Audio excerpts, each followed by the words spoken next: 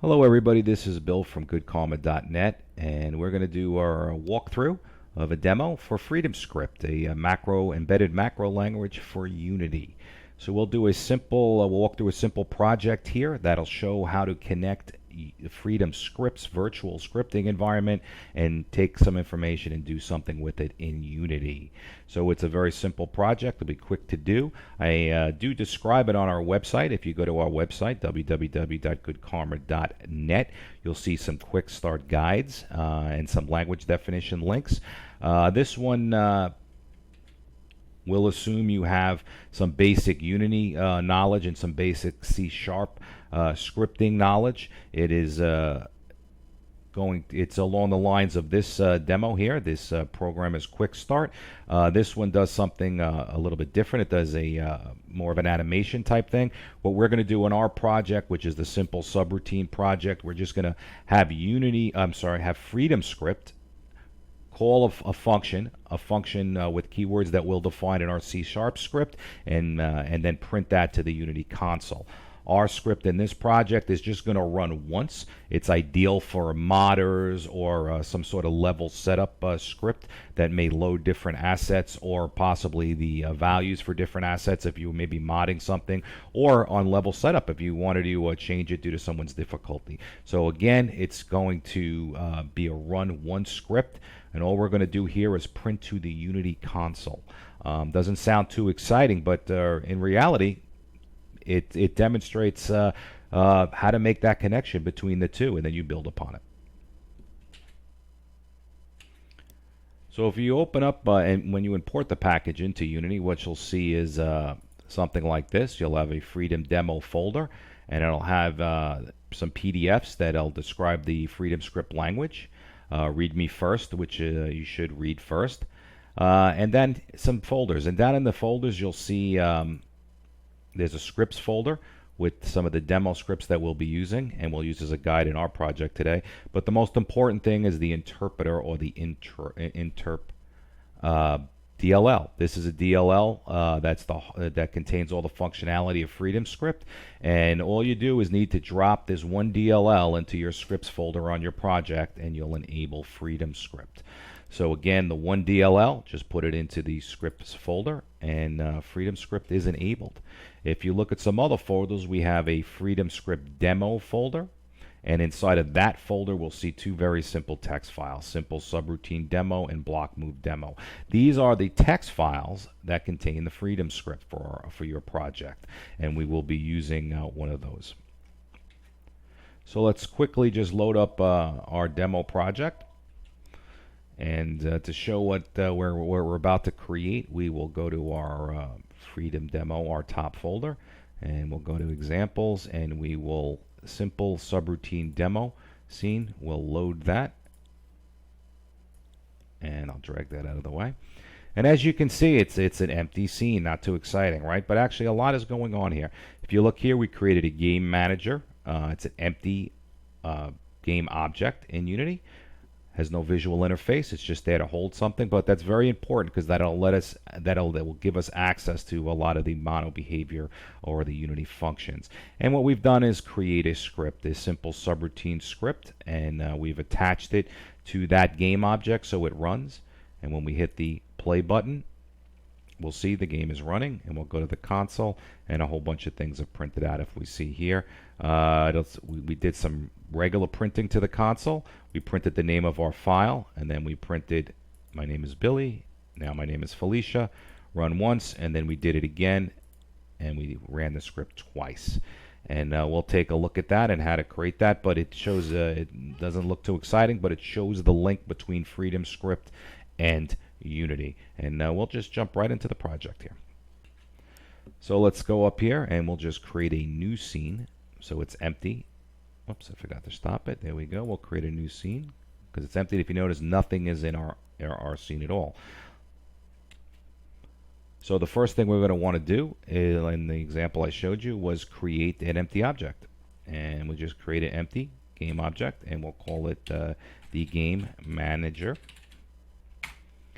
And then on top of the game manager, what we want to do is create a script. And you do that.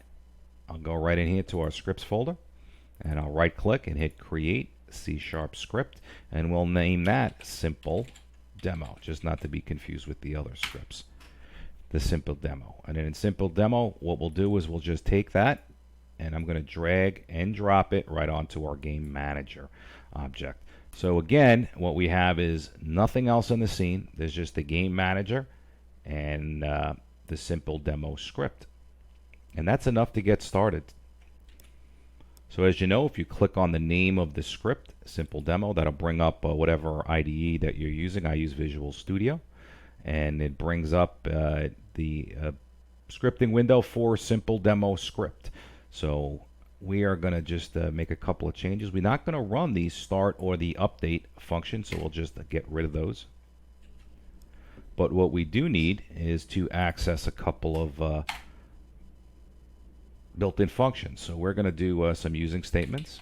We're going to do using system IO, because we will be loading a script file, a text file, and also the heart and soul of it all, we're going to need to load the interpreter or freedom script, which is in this. It's using interp, using interpreter, and that gives us access now to all the functions that are in our freedom script DLL. So we'll just hit save on that, and we'll just keep going.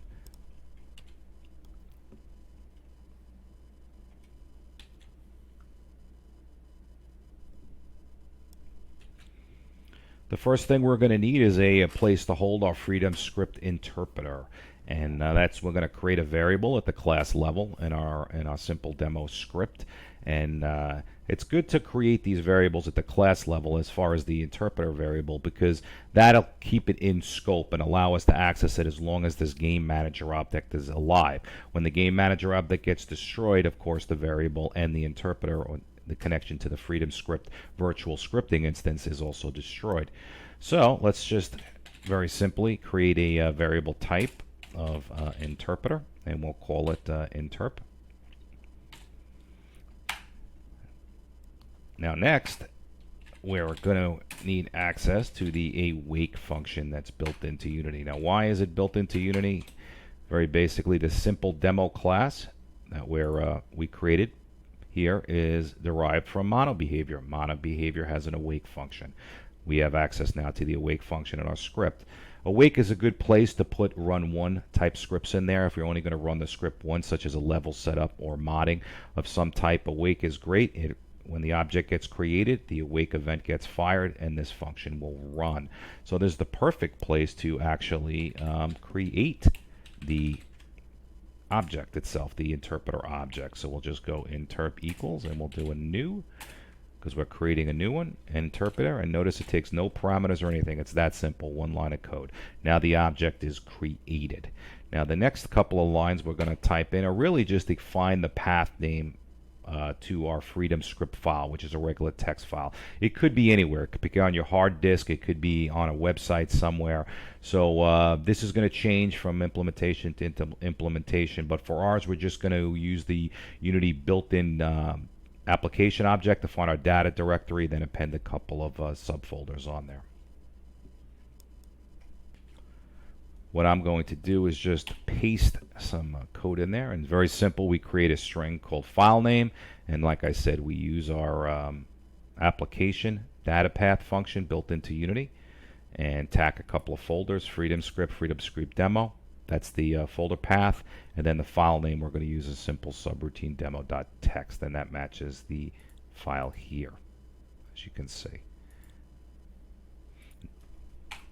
Now that that's done, with this file name should hold a full path to the freedom script file that we want to run. The next thing we're going to do is load the file, the freedom script file. So I'll just paste some code in there, and it's interpreter object, and it's got a load function. And in this load function, we simply just create a stream reader. That's why we had to import system IO, and again, that'll depend on how you're loading your file. but so we do create a new stream reader, and we basically just pass it in the file name.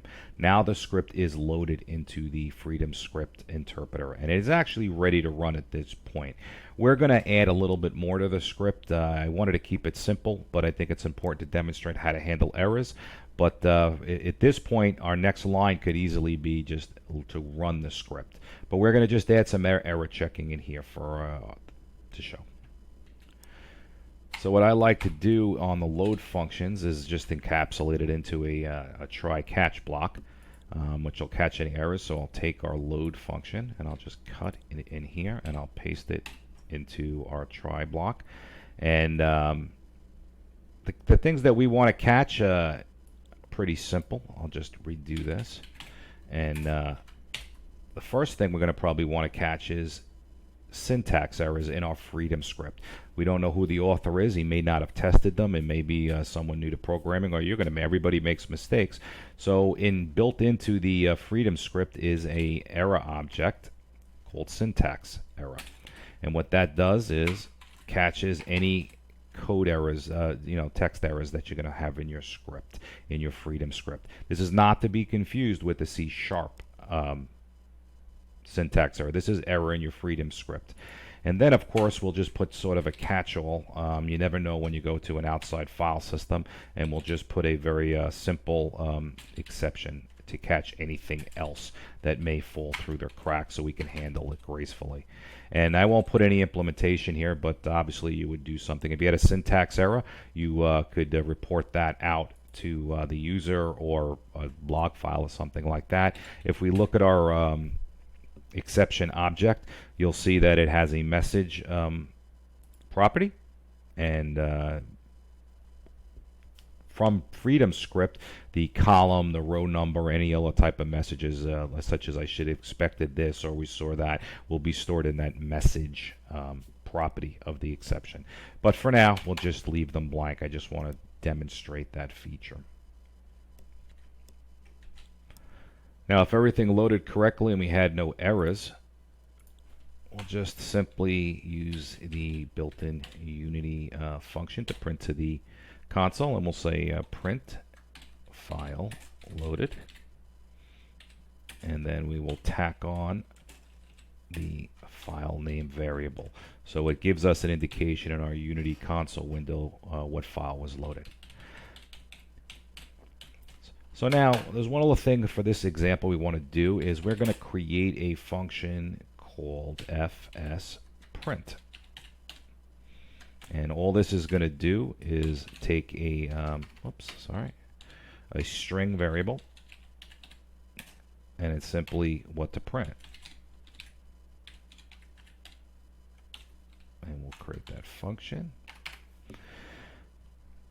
And whatever we pass in as the what to print parameter, all we're going to do is take that and print it to the Unity console, and you'll see why we'll use this in a moment. So we'll just like the file name, we'll do a print, but this time we'll pass it the v what to print and set that up. This is what we're going to eventually call from our Freedom script. So when Freedom script does a print object, this function is going to get called eventually, and we'll get to that. And so we could put whatever we wanted here, and in our case it's a print function, so all we're going to do is print to the console. But it's a key to understand that this is a built-in printing statement, but we'll call it from our Freedom script. Next is the meat and potatoes of Freedom script. We're going to create a subroutine object. So again, if you read some of the website material, you'll see there's only 3 objects that you'll end up interacting with Freedom script. One is the interpreter object, and you've actually seen it already. It's real easy to work with. The next one is the subroutine object. This is where all the work gets done. This is where what the code that gets executed when Freedom script encounters a function call that's not locally defined. So this is how you extend the language. You can create your own elements to the language. Each element in Freedom script has a corresponding subroutine object in the C# script that runs inside of Unity.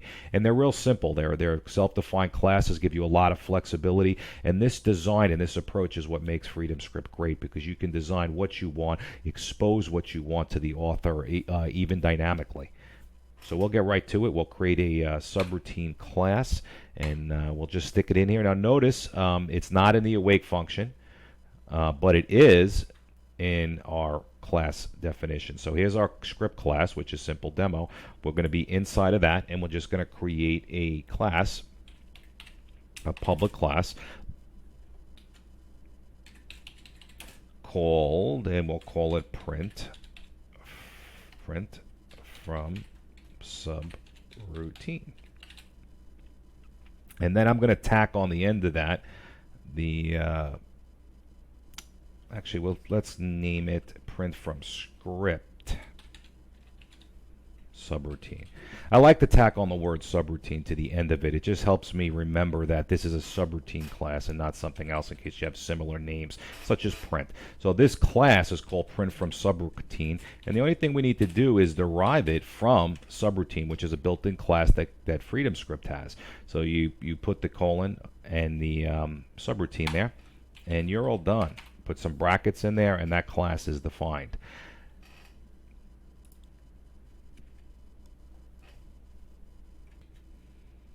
Now this next step, we can create the constructor for this class.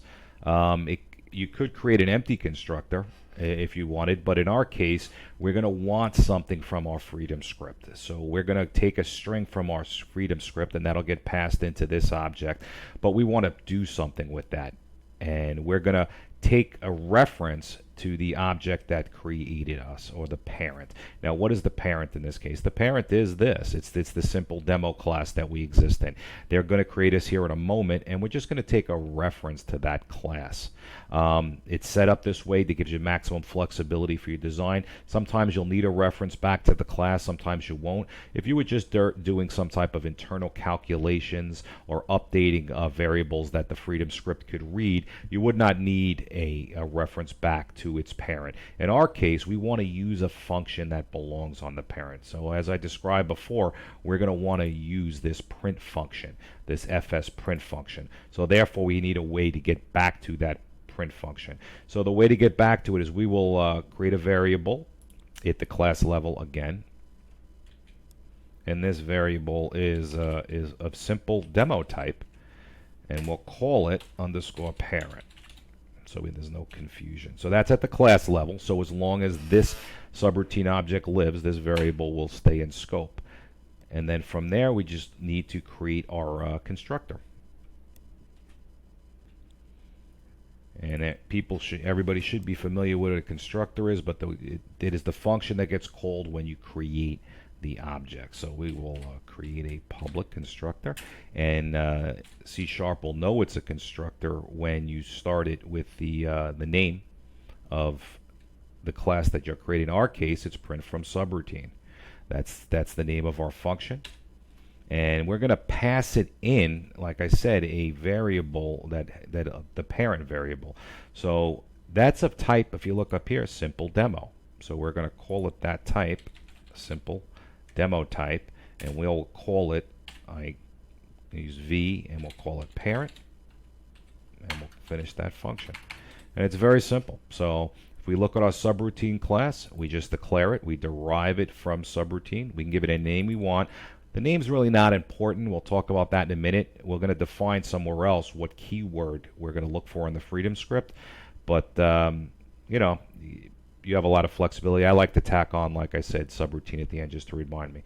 We declared a variable to hold our parent, and then we created our constructor, and we're going to pass in that parent. So what we're going to need, obviously, is to store the parent. Oops. The parent variable that got passed in. And that's simple enough. Again, very simple. One other thing we're going to want to do in our subroutine object is let it know how many parameters to expect from FreedomScript. So you can create a function or a language extension or a keyword in your Freedom script, and you can pass it many parameters. And you have to tell the subroutine object, well, how many am I expecting? Luckily enough, there is a built-in variable called number of parameters, and we're going to just take that and we're going to set it to 1. We are expecting Freedom script to tell us what to print, and that's the 1 parameter. And again, you can have functions in Freedom script and therefore a subroutine object that doesn't take any parameters. Maybe you're just going to execute something, move something, or destroy something. You have the freedom to set it here. Okay, and the last thing we need to do in the subroutine object is really where all the meat and potatoes is in the object, and I'll just paste it in. We're going to create a function called execute. As you can see, it's an override. It's a public override. So the execute function exists in the subroutine base class. It's just virtual. So you need to override it when you create a subroutine class, otherwise the compiler will throw an error. And that is by design. So we use the simple word public, override, and it's going to return a value type. And when I say a value type, if you have read some of the material on the website, you'll see that the 3 objects, or the 3 trio that I call it, that you deal with is the interpreter object, which you've met already, the subroutine object that we're diving into right now, and a value object. Now, a value object is nothing more than a value from the FS script. So internally, when you're in the scripting environment, variables work just as as normal. You assign them, you use them, you can change them.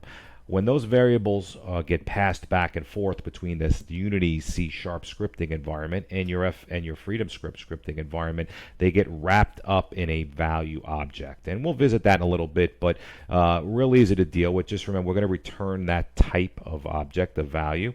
And a couple of things get passed into us, and these are automatically get passed to you. So just create that function definition, and we have an array of value objects, and like I told you, these are the parameters that the function, that the Freedom script is going to pass to you. So if we just jump back to our Freedom script, as you can see, the print function that we're designing is going to pass us something. It's going to pass us a string. All right, and Freedom script will put these two things together because that's a scripting function. Then it'll pass that value or that string to the execute function, and it's going to pass it into this args, or the args index. Array. So we can access, and you can have access. We can have many parameters passed to us, and I'll show you how to get to that in a second. The next function we're going to talk about is the vars collection. Now, all variables that exist in our virtual scripting world here, the name variable in this case, but it could be any number of them, are wrapped up in a value object, and they're put into a collection of in the vars collection. And in the execute function, you can create new ones, you can access them, modify them, you can change obviously the value or delete them, and that's all through this collection. So every variable that you use in this scripting environment is going to be in the var collection, and we get a reference to that being vars. Very powerful design that allows you to create variables in your Unity C# code, so they're kind of built in, if you will, to your scripting environment, and allows you to modify them and change them. Let's say you were updating. Let's say you had a radar map and it had the coordinates of something that was moving around. You could create variables here by putting something in the vars collection, updating them in Unity, maybe through an update cycle, and they would automatically updated through the script. So when the script read them, they'd constantly be reflecting a current state of your game. So excellent, very good design, gives you a lot of flexibility. So those are the two things that get passed in with this particular function. The next thing we're going to do is actually get at those parameters. So we're going to create a string variable, and we're going to just call it what to print, and that is local to this execute function. And we are going to reach in to what gets passed to us, our arg collection, which contains the parameters, which can contain what Freedom script passed us, what Freedom script wants us to print, and it's a 0-based array. So we'll start here. We just go args, and then the first element, if there were multiple parameters, it would be 1, 2, 3, 4, 5. That's a value object that has a content property. We'll just grab that and we'll turn that into a string just to make sure in case something funky was passed to us. And we'll assign that to the what to print variable. And then after that is set, we're going to simply take our reference to our parent, which references our main simple demo object, and we're going to call that function that we wrote, which was fsprint. And again, we pass that a string, and all that does is print to the Unity debug console whatever we pass it, and we're going to pass it, you might have guessed, what to print, which is what we got from Freedom Script. So very simple. The subroutine object represents what we want to do in our scripting environment. In this case, it's the print function. We just create the object, and in our case, we took a parent because we want to call the parent. And in our execute function, which gets fired, we just grab what was passed to us. We stick it in a variable what to print, then using our parent reference, which was passed in the constructor, we call the fsprint function and pass it the string that we got from the Freedom Script. And therefore, you can see the connection. Something happened in Freedom Script. We passed it transparently in Freedom Script. It comes in to this execute function. And then we use our parent reference, and then we just call this simple function right here, what to print. We'll just save that. Now that's all we need to do in our subroutine object. Again, just remember that name, the print from script subroutine name. We're going to use that in a second. We have to somehow now make the connection with our interpreter object to say, hey, I want you, when you see that keyword when you're running our virtual scripting environment, I want you to execute the code that is in the execute function of the subroutine object. Very simple. That's your connection. So this is the code, once again, that gets executed when we see that keyword in our Freedom Script. But we haven't told our interpreter object what that keyword is. And that's the last thing we need to do before we run the script. So we'll just kind of hide our subroutine object to keep things nice and clean. And we'll go back to our awake function.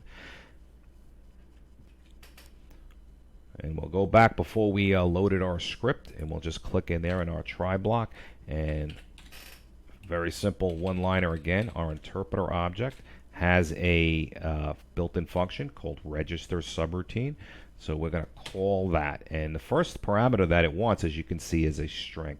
Now it wants a name, and it's the name of the keyword that we want to use in FS script.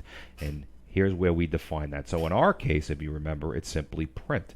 So we're going to pass it the word print to say, hey, when you see print, I want you to create one of these subroutine objects and run its execute function. It's that simple. Our second parameter is an actual subroutine class, and that's easy enough. We'll just hit the new button, the new keyword, and we will create a class of print from script subroutine. Very simple.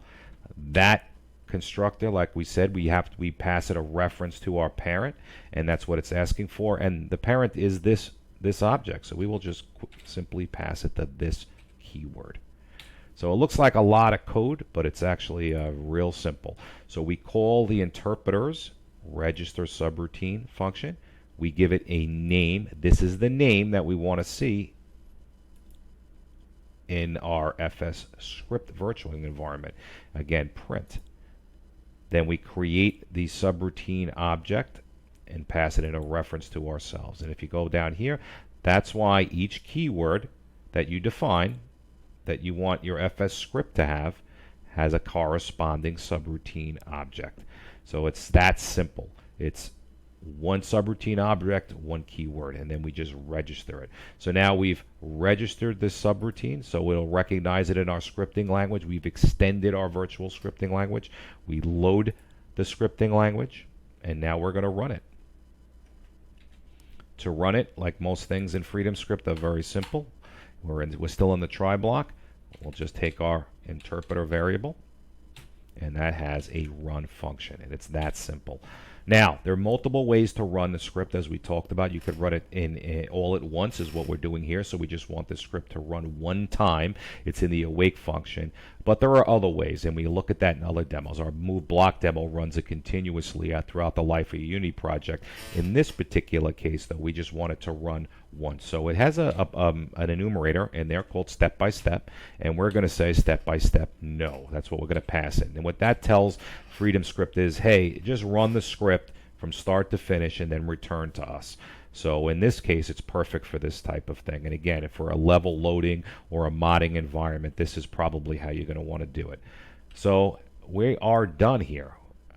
We're ready to run the script. And well, let's just quickly review what we have.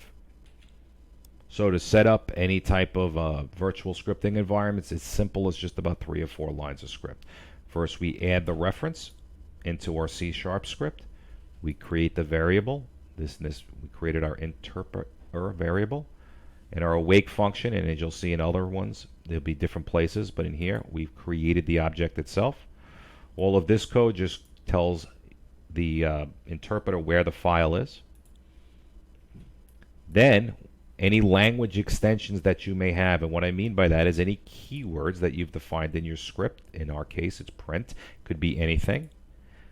We call the interpreter's register subroutine, and what that does, as we reviewed, is it'll create one of these subroutine objects, and in these subroutine objects, what gets executed is what's in your execute function. Very straightforward. From there, we load the file. We did put some error checking in here, and when we load that file, if there was a syntax error, it would show up here. Any other type of errors would get caught. There are 2 other type of errors that we can quickly go over here. We can add that Freedom Script supports. So we'll create another catch instance, and this one is, we call it a runtime error. And it works the same way, and what that does is trap logic errors, or logic errors if you try to divide by 0, something of that nature. So there's a runtime error, and that'll give you information about where that happened. And the last type of error that's supported is just an internal error. And what internal error is, if something went horribly wrong, and it's not a syntax error. Let me just fix my code here. It's not a syntax error. It's not a runtime error. It's something else that can get trapped in there. So those are the type of errors, and of course this is a regular C# catch to catch anything else, such as if something happened with the IO file system, or if you made a call out to a website and was not successful. And then simple enough, we just call its run function, and that's it. So really, you're creating the object, registering any subroutines, loading the script into memory, and then running the script. And that's all it is.